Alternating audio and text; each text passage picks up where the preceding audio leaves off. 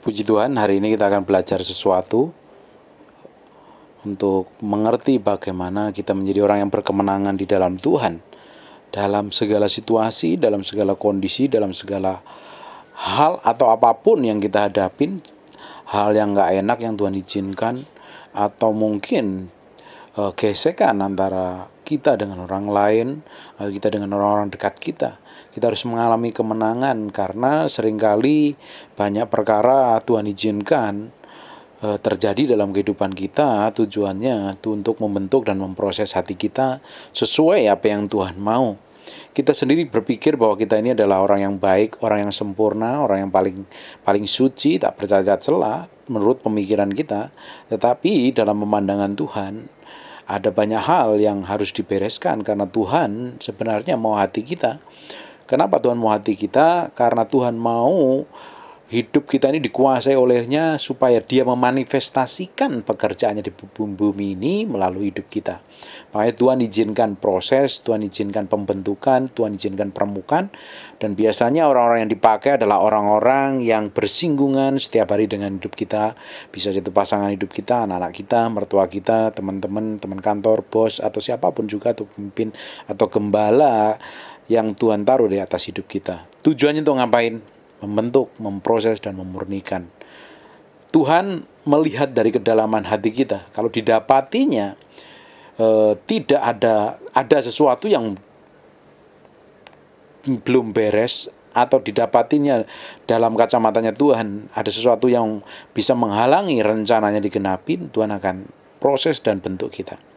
Kitab Amsal berkata bahwa besi menajamkan besi, manusia menajamkan sesamanya. Jadi Tuhan pakai untuk orang-orang di sekitar kita itu untuk menajamkan kita. Semakin kita itu semakin tajam, semakin bisa melihat kehendak Tuhan, semakin bisa melihat kebenaran firman Tuhan, sampai semakin ngerti isi hati Tuhan, dan kita berjalan sesuai apa yang Tuhan mau.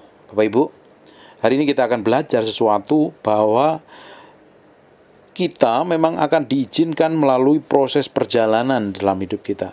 Karena perjalanan hidup kita ini adalah perjalanan menuju kesempurnaan menjadi sama seperti Yesus Kristus. Kita akan diproses setiap harinya, kita akan dibentuk setiap harinya. Dan terutama orang-orang yang sudah menikah, Tuhan akan pakai pernikahan itu sebagai tempat untuk kita benar-benar dibentuk, diproses dengan orang yang paling kita cintai dan kasihi. Di pekerjaan, dimanapun juga, Tuhan akan pakai orang-orang yang di sekitar hidup kita untuk mengasah dan mempertajam kita. Nah, reaksi kita ini akan menentukan isi hati kita itu seperti apa. Reaksi kita akan menentukan masa depan kita ini seperti apa. Dan reaksi kita menentukan kita ini sudah lulus dalam pembentukan proses itu atau belum. Atau Tuhan akan izinkan pengulangan sekali lagi, pengulangan sampai kita benar-benar menang dalam perkara-perkara tersebut. Di Roma 12 ayat 17 ada beberapa ayat yang mengatakan hal sama. Saya berkata berkali-kali bahwa satu perkara 2-3 orang saksi sah. Kalau ada ayat lebih dari 2 ayat ngomong yang sama terus, artinya kerajaan surga sudah meneguhkan, tidak bisa dibantah, dan harus kita lakukan. Roma 12 ayat 17, janganlah membalas kejahatan dengan kejahatan. Janganlah membalas kejahatan dengan kejahatan. Lakukanlah apa yang baik bagi semua orang. Jadi, kalau kita diizinkan, dikirim orang, atau dibenturkan, atau diproses melalui orang lain, sikap kita tidak boleh salah, reaksi kita tidak boleh salah. Jangan gara-gara orang itu dipakai untuk membentuk kita, yang harusnya kita ini sadar diri, karena Tuhan izinkan kita dipertemukan dengan orang-orang tersebut yang mungkin menjengkelkan, menyebalkan, atau mengecewakan, atau selalu membuat sakit hati. Bagian kita untuk ngapain? Diam, tidak usah dibalas. Karena kitab Efesus jelaskan bahwa musuh kita bukanlah melawan darah dan daging. Mereka masih, orang-orang yang dipakai tadi itu masih memiliki darah dan daging. Dan dia bukan musuh kita, dia bukan lawan kita. Sebenarnya dalam kondisi seperti itu adalah bagian kita adalah berdiam. Ngapain berdiam? Lihat ke dalam, ada yang salah nggak di saya? Kalau ada salah, Berarti kita yang harus berubah. Kalau selama benar, kita diproses, dibentuk, difitnah, dicaci maki dan lain sebagainya, itu diizinkan terjadi dalam hidup, itu artinya kita lagi dibawa ke dalam level pemurnian, pembentukan, untuk diproses menjadi orang yang rendah hati. Tidak perlu balas. Seringkali reaksi kita salah ketika Tuhan pakai orang lain untuk membentuk kita. Bisa itu suami kita, atau mungkin istri kita, mungkin anak-anak kita, atau mertua kita, atau bos, pimpinan, atau siapapun juga, Tuhan yang izinkan orang-orang tersebut untuk membentuk kita, dan kita coba balas, lawan. Dan ujungnya apa? Kita akan mengulangi terus. Kita pindah ke satu kota, kita akan mengalami proses yang sama. Kita pindah ke kota lain, juga ketemu orang yang modelnya sama. Bahkan pindah ke gunung pun punya tetangga yang sama. Sebenarnya Tuhan bukan tidak akan melepaskan kita, karena Tuhan akan memproses kita sampai kita didapati hati kita ini benar-benar berkenan di hadapan Tuhan. Bapak Ibu, orang-orang yang benar, orang-orang yang sungguh-sungguh, kita ini orang-orang yang percaya, yang sungguh-sungguh mencari Tuhan dan hidup berjalan dalam kebenaran, sekalipun kita sering sekali bawa belur dan beberapa orang jatuh dan kita sering terseok-seok. Tetapi selama hati kita ini benar di hadapan Tuhan, selama hati kita ini mencari Tuhan, Tuhan akan urusi hati kita yang di dalam. Tuhan akan bentuk, Tuhan akan proses, dan Tuhan akan kejar kita untuk dibawa ke dalam level kehendak Allah yang sempurna. Makanya diizinkan proses demi proses, pembentukan demi pembentukan. Kadang sering kita diperhadapkan dengan orang-orang yang tidak kita sukai, karakternya yang berbeda, sikapnya berbeda, kelakuannya berbeda, dan kita tidak bisa lari. Apalagi kalau kita ini menghadapi masalah dengan pasangan hidup kita nggak bisa lari kemana-mana. Kita tidak bisa menyerah dengan pernikahan kita tidak bisa marah, dan kita bisa balas untuk hajar, nggak mungkin diizinkan, karena Alkitab berkata, janganlah membalas kejahatan dengan kejahatan, tetapi lakukanlah apa yang baik bagi semua orang. Harus melakukan yang baik loh. Itu di Roma 12:17. Di 1 Tesalonika pasal yang ke-15, perhatikanlah supaya jangan ada orang yang membalas jahat dengan jahat, tetapi usahakanlah senantiasa baik respon kita ketika kita menghadapi orang yang bereaksi jahat, bersikap jahat, memfitnah, mungkin menuduh, mencaci maki, atau ngapain kita harus senantiasa melakukan yang baik. Berdoa buat mereka. Kamu masing-masing tetap berharga semua orang. Jadi kita nggak bisa ngapa-ngapain. Di 1 Petrus 3:9. Dan janganlah membalas kejahatan dengan kejahatan, atau caci maki dengan caci maki. Tetapi sebaliknya hendaklah kamu memberkati. Alkitab menyatat lagi. Waktu kita ditekan ini, proses Tuhan izinkan orang lain memproses kita, membentuk kita, atau apapun juga. Bagian kita ngapain? Diam. Berdoa, berkati dia. Berkatin dia. Karena itulah kamu dipanggil, yaitu memperoleh berkat. Jadi bagian kita ketika kita menghadapi proses seperti itu, sebenarnya secara daging kita pingin balas, kita pingin berontak, kita pingin marah, kita pingin balas balik, serang balik. Nah, itu reaksi daging kita. Tapi kita harus diam, tenang, rileks. Nah, kalau bisa dalam kondisi marah, tenangkan diri dulu, rileks dulu, cari makanan-makanan yang paling enak, makan sekenyang-kenyangnya supaya tenang, minum minuman yang enak, tenang, baru mulai berpikir, baru mulai mengambil keputusan. Jangan pernah orang yang marah menyerang kita dengan marah, kita serang balik dengan marah. Tidak akan menyelesaikan masalah. Kemarahan tidak akan menyelesaikan masalah. Marah justru seringkali bikin masalah baru, menambahi masalah baru. Masalah utamanya tidak selesai, ada masalah-masalah baru yang tambah rumit, seringkali seperti benang kusut. Dalam pernikahan pun juga sama, pasangan suami istri, ketika Tuhan pakai pasangan kita untuk membentuk, memproses kita nggak usah lawan, kita nggak usah protes, kita nggak usah, dia tenang dulu, pikirkan dulu, enjoy dulu, tanya sama Tuhan mau apa, aku mesti bereaksi seperti apa, tenang. Kalau jauh lebih baik, karena seringkali kita lawan dan marah, emosi, kita tenangin dulu, baru bertindak.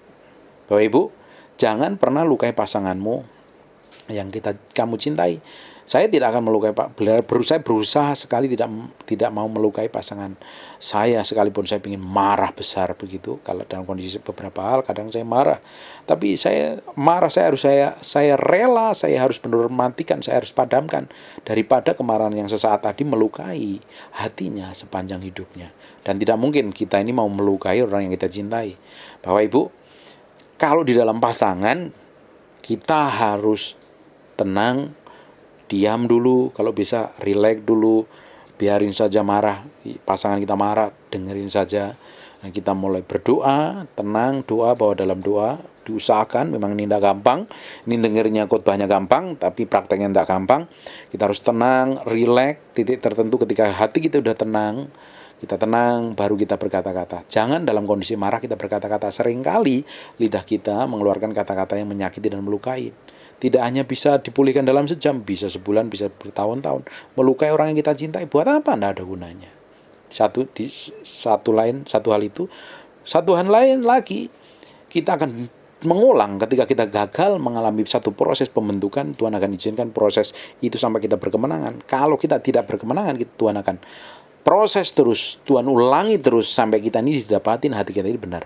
Dalam setiap konflik, dalam setiap masalah, dalam setiap pembentukan yang ada, Tuhan punya tujuan, Tuhan punya maksud, Tuhan punya rencana. Dan pertama adalah Tuhan mau hati kita, bukan yang lain. Yang kedua, Tuhan akan mau bawa kita ke dalam level dimensi pengertian kedalaman, mengerti kehendak Tuhan yang sempurna untuk menggenapi rencananya. Reaksi kita jangan sampai salah. Mungkin kita ini perlu belajar, saya perlu belajar bertahun-tahun, sampai hari ini seringkali gagal, tapi saya berusaha minta kekuatan Tuhan ketika menghadapi proses pembentukan yang ada. Dan itu buat saya tidak gampang sekali, karena saya ini orangnya kolerik, orang yang keras. Tetapi saya harus belajar melembutkan hati saya untuk supaya bisa dibentuk dan dipakai Tuhan sesuai apa yang Tuhan mau. Dunia berkata, mata ganti mata. Hukum Taurat berkata, mata ganti mata, gigi ganti gigi. Dan Alkitab, Perjanjian Baru, Yesus mengajarkan, kalau engkau ditampar pipi kiri, kasih pipi kananmu. Dan itu tidak gampang. Artinya apa? Relax. Ampuni, kalau bisa berkati. Lakukan yang berbaik, doain. Kalau sudah terlalu kurang ajar, kalau ada beberapa orang yang sudah sangat kurang ajar, kita cukup ngomong, kita peringatkan ngomong baik-baik. Kalau benar-benar tidak bisa, kita bawa dalam doa, biar Tuhan yang bekerja. Bapak Ibu, kita ini adalah orang-orang pilihan, kita adalah orang-orang yang diurapin Tuhan. Kita adalah orang-orang yang dipakai Tuhan dalam kehendaknya, dalam kesempurnaan dan kekuatan kedahsyatan Tuhan, kita dipakai dalam. Dan ketika kita ini diurapi, kita menjadi orang-orang kesayangan Tuhan, menjadi orang pilihan Tuhan, kita dikasihi, bahkan kita dipilih untuk menjadi kita. Ketika kita dianiaya orang lain, kita tidak perlu balas, kita serahkan. Kalau udah terlalu kurang ajar, kita bawa dalam doa biar Tuhan yang bekerja.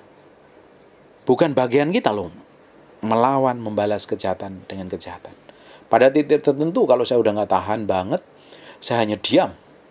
Paling malah saya bawa dalam doa. Ujungnya pembelaan Tuhan luar biasa sekali. Saya pernah kasih kesaksian, Bapak Ibu mesti dengerin khotbah saya yang sebelumnya, bahwa saya kesaksian orang fitnah saya, tuduh saya ini. Saya tidak membalas, saya coba lakukan yang terbaik, dan ujungnya sampai hari ini ada pembelaan Tuhan yang luar biasa. Orang-orang itu kemana? Dia sedang menikmatin sesuatu yang enggak saya mau ceritakan.